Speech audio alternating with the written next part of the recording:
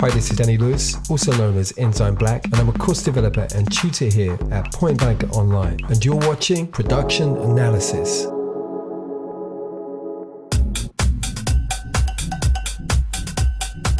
So I was playing around with the Korg Polysix, which is part of the collection, the Korg Legacy Digital Collection. It's a really, really good collection of instruments.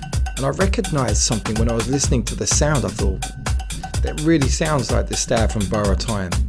So what I wanted to do was to basically try to recreate the stabs from the track. At the moment you can hear the original beats looped and then my stabs on top. Now I'm going to open up the filter, have a listen.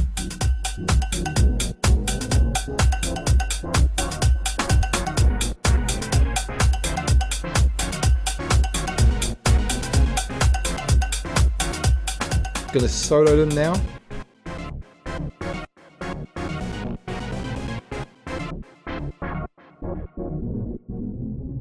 So let me show you the Polysix. Let's go to these. I've got two separate instruments into a group. This is one instance. This is covering the bottom end. So let's have a listen. Let's have a listen to the high. Let me open the filter so you can really hear that properly. Put them together. So I wanted to get behind the sound. I wanted to work out what's going on. If you take a look at the preset, because this is a preset called Brave Arp, what's happening is there is an arpeggiator here going on. You can see the actual grid division is 16th. It says it's going over a range of 2 octaves and it's going up and down. Now the other thing about this is you take a look at the key assign mode, it's got a chord over here. Now basically what's happening is for every single note there are multiple notes being created, and if you checked some of my videos before you'll have seen that I've used the actual chord MIDI device inside Ableton Live to replicate this effect. So what I'm going to do in the next section is to explore some possibilities, look at some things that we could perhaps change with the settings here and then do something original based on this whole concept that's coming from Kerri Chandler's Borrowed Time. So let's get inside the sound on the Polysix. On the left hand side of the spectrum we are down at 12 Hz, and on the right hand side we're up to 22.1 kilohertz. So that's a very large range. A lot of people would say that we hear from 20 Hz to 20 kilohertz. So just in a nutshell, you've got sub bass on the left, bass, mids, and then high frequencies over here on the right hand side. So I'm going to trigger the sound. You can see it's a very rich sound. It's got plenty of low frequency, mid and high frequency energy. Now at the moment this is being moved by a couple of things. So we've already established that there's an arpeggiator which is creating some rapid notes. I'm going to turn this off. So we've got a more sustained sound, but there is still some movement. Take a look at the frequency energy over here, pulsing up and down. So that's the high frequencies. So this is the cutoff frequency up here. I'm going to reduce it. Take it higher. We've still got the movement going on. Now we can adjust how much that is being modulated by the amount over here. This is pretty much the LFO section, okay, even though it's called MG. So I'm going to increase. So we're going higher and we can go lower. We can increase the speed by adjusting here. That's quite nice. I'm not really going for something like a dubstep kind of wobble, but I think something like that could be quite nice. But what I want to do is I want to delay this. So I don't want the LFO to start straight away. So we can increase this. You hear that?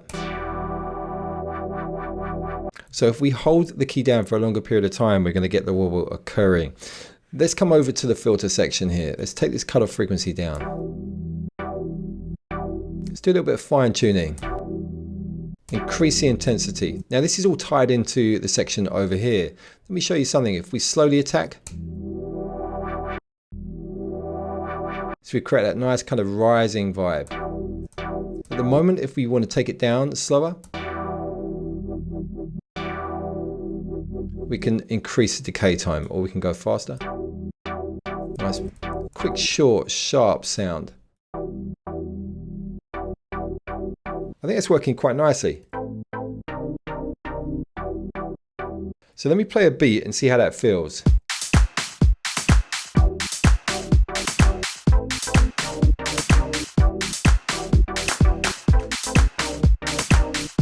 So I think that's working well. Let me just record it in and then I'll fine tune the sound after.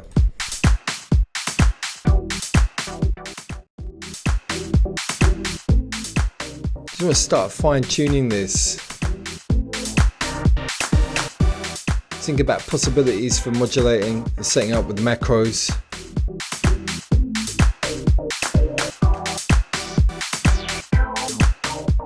That sounds nice with more resonance.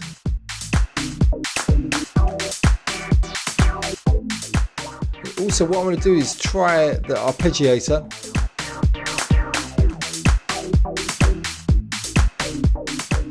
Now this is with a grid division that's different to the original.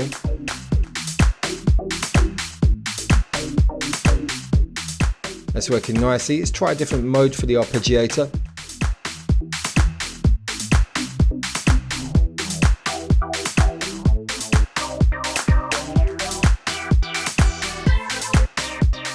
Interesting, let's try up.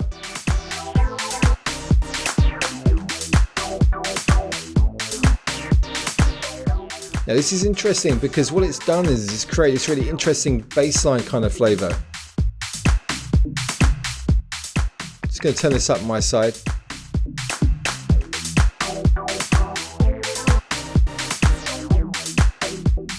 Now that's working really nicely, but what I feel I want to do is add a ping pong delay onto this and just make sure that the low frequency energy is taken away because I don't want it to be bouncing around too much with the bass. I'm going to take the dry wet mix down a bit and take the feedback down too. Let's see how that feels.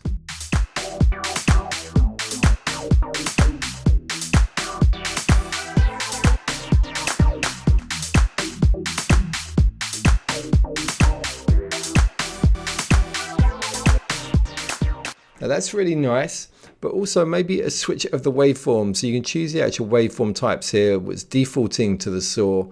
Let's try the pulse wave, which we would class as a square wave.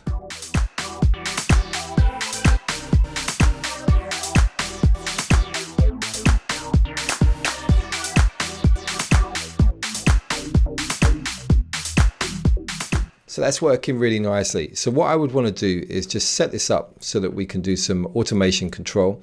And one of the great things you can do with live and third-party plugins is to basically set this up. You can see the little control here that we've got for turning the actual plugin screen on and off.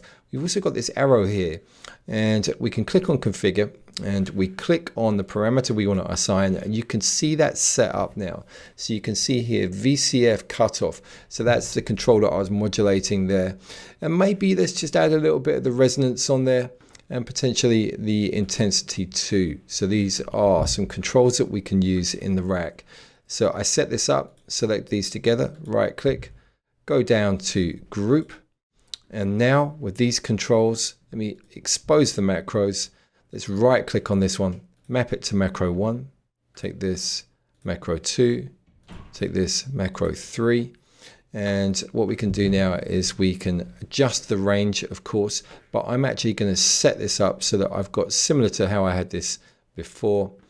And we can start working with that in real time. I can't remember precisely with the EG actually, so let's have a listen.